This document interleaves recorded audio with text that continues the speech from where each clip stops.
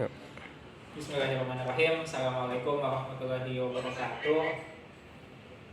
Yang saya hormati dosen pembimbing saya, Ibu Elvira Kusniati. Yang saya hormati juga dosen penguji, Ibu Ujiana Pasaribu, yang telah hadir di ruangan Zoom pada pagi hari ini. Perkenalkan, saya Ali Khoirul Anam, mahasiswa aktuaria angkatan 2018. Pada hari ini saya akan menjelaskan tentang kredibilitas klaim asuransi kendaraan bermotor. Nah, ada beberapa agenda yang akan saya sampaikan pada seminar di pagi hari ini. Yang pertama adalah terkait teori kredibilitas itu sendiri. Lalu yang kedua adalah faktor yang asuransi, dan yang terakhir adalah credibility based on commitment. Next. Nah, apa yang membuat tugas akhir ini menarik? Yang pertama adalah kenapa saya memilih terkait teori kredibilitas. Karena teori kredibilitas ini berkaitan dengan experience rating. Contoh sederhananya adalah ketika kita menjadi suatu nasabah atau menjadi suatu pemilik akun dari salah satu provider, sebutlah Telkomsel gitu. Ketika saya pengguna baru, saya memiliki nilai pembayaran data yang lebih tinggi dibandingkan pengguna-pengguna lama. Ketika saya membandingkan uang yang saya keluarkan untuk membelikan kuota dengan dengan uang yang dikeluarkan oleh ayah saya untuk membelikan kuota, ayah saya memiliki nilai yang lebih murah untuk membeli data sebanyak 50 GB dibandingkan dengan saya, karena saya adalah pengguna baru yang temponya baru 1 sampai 5 tahunan, sedangkan ayah saya pengguna Telkomsel di atas 5 tahun itu memiliki nilai pembelian data yang lebih murah dibandingkan dengan saya.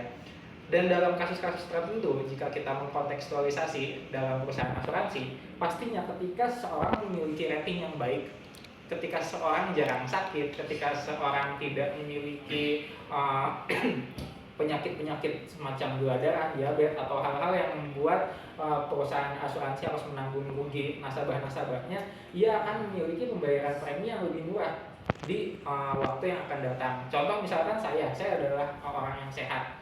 Dalam 5 tahun pertama, saya tidak memiliki klaim apapun dalam kepada perusahaan asuransi. Saya tidak kena penyakit DBD, saya tidak kena penyakit gula darah, atau saya tidak terkena kecelakaan.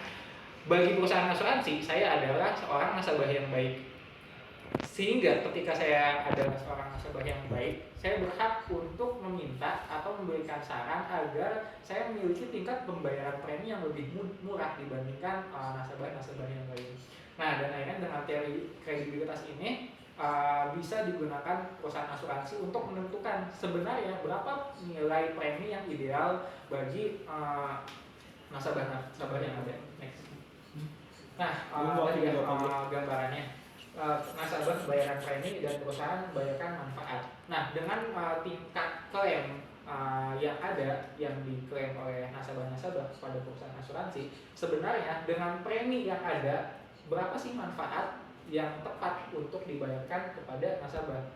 Dan dari manfaat tersebut, looping lagi, sebenarnya berapa premi yang tepat yang harus dibayarkan oleh nasabah itu sendiri. Next. Nah, kita masuk kepada teori kredibilitas. Misalkan X1, X2, sampai Xn adalah besarnya severitas klaim, dan N adalah periode terakhir dari waktu pengguna nasabah tersebut membayarkan preminya.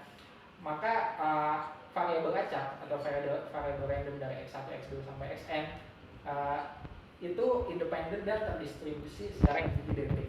Jadi antara nasabah satu dengan nasabah yang lain itu tidak ada kaitannya sama sekali. Dan ekspektasi X sama dengan mu dan var X sama dengan sigma kuadrat. Kita akan mendefinisikan, sebelum kita lanjut kepada jenis-jenis kredibilitas, kita akan mendefinisikan bahwa X bar adalah rataan dari seluruh severitas klaim dan M adalah manual premium pembayaran tetap. Next. Nah, dari sini kita akan melihat betapa menariknya teori kredibilitas ini. Jadi ada 3 jenis kredibilitas. Yang pertama adalah no credibility, yang kedua adalah full credibility, dan yang ketiga adalah partial credibility. Kenapa ini menarik? Next. Karena suatu pembayaran premi dikatakan no credibility atau tidak kredibel ketika pada tahun ke N+1 sejak perusahaan asuransi menghitung pembayaran premi nasabah dengan manfaat-manfaatnya di tahun N itu dia dia menetapkan pembayaran premi yang ada adalah tetap M. Jadi misalkan saya dari tahun pertama sampai tahun ke-10 membayarkan premi sebesar M, maka di tahun ketika saya membayarkan premi di tahun 11 sebesar M, itu tidak ada kredibilitas dalam perhitungan pembayaran premi. Selanjutnya, dan misalkan ketika saya memiliki klaim di tahun pertama, di tahun kedua sampai tahun ke-10 yang besarnya sebanyak X1, X2 sampai Xn, dan ketika kita menghitung X barnya dari X1 sampai Xn ini, dan itu dijadikan suatu nilai pembayaran premi di tahun saya ke-11, maka itu dikatakan full credibility. Tapi ini akan sangat berisiko bagi perusahaan. Jadi kalau misalkan tadi no credibility itu sangat tidak memperhatikan apa yang diinginkan oleh nasabah, sedangkan full credibility ini adalah kita benar-benar memperhatikan full nasabah. Tapi ini sangat beresiko karena apa? Karena dengan full credibility ini perusahaan asuransi bisa aja rugi. Contoh misalkan saya perusahaan barang elektronik yang mempekerjakan 1000 karyawan, saya ingin mengasuransikan 1000 karyawan saya kepada salah satu perusahaan asuransi. Nah, kalau misalkan saya membayarkan sebanyak M setiap tahunnya, lalu ketika dihitung rataannya adalah sebesar 300 misalnya, sebesar 300 juta gitu setiap tahunnya. Jika misalkan saya menetapkan premi 300 juta di tahun berikutnya, bisa jadi manfaat yang harus perusahaan asuransi bayarkan di tahun selanjutnya itu kurang dari itu atau lebih dari itu. Untung-untung kalau kurang dari itu maka perusahaan asuransi akan untung, tapi kan kalau lebih dari itu perusahaan asuransi bisa rugi. Nah, dengan teori kredibilitas ini akhirnya kita menggunakan kredibilitas parsial. Nah, jadi di partial credibility ini adalah kombinasi linear antara M dengan X bar itu sendiri. Seperti itu. Next. Nah, yang kedua adalah terkait reasuransi setelah teori kredibilitas. Kenapa reasuransi? Karena pada dasarnya kebanyakan perusahaan asuransi itu mereasuransikan asuransinya. Apa itu perusahaan reasuransi? Jadi kalau misalkan tadi ada hubungan antara nasabah dengan perusahaan, ini ada hubungan antara perusahaan asuransi dengan perusahaan reasuransi. Biasanya perusahaan asuransi yang masih kecil itu mengasuransikan perusahaannya kepada perusahaan-perusahaan yang lebih besar. Takutnya misalkan ketika saya mengklaim sebanyak 300 juta dan tidak ada cadangan uang di perusahaan asuransi, itu kita bisa meminta bantuan kepada perusahaan reasuransi untuk membayarkan manfaat pada saya. Seperti itu.